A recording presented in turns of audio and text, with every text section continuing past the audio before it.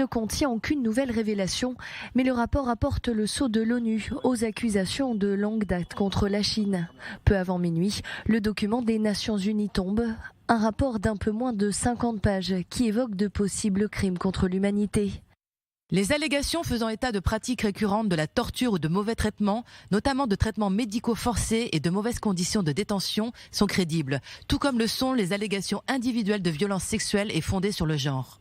C'est la région de Xinjiang dans le nord-ouest du pays qui a été étudiée, une région où vivent les Ouïghours, une minorité musulmane, le plus grand groupe ethnique minoritaire de cette région.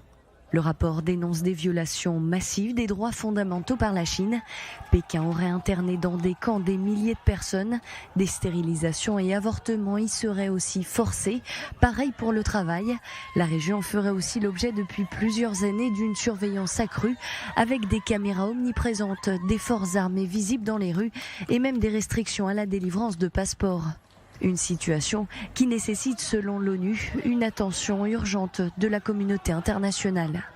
L'ampleur de la détention arbitraire et discriminatoire des membres des Ouïghours et d'autres groupes à prédominance musulmane peut constituer des crimes internationaux, en particulier des crimes contre l'humanité.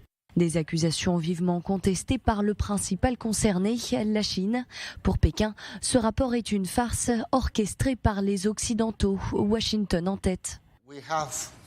Nous avons très clairement dit au haut-commissaire que nous sommes fermement opposés à un tel rapport. Nous savons tous que la soi-disant question du Xinjiang est un mensonge complètement fabriqué à partir de motivations politiques et que son but est de saper la stabilité de la Chine et d'entraver son développement.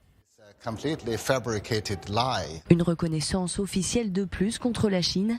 Les États-Unis accusent depuis des mois les autorités de génocide dans cette région du nord-ouest du pays.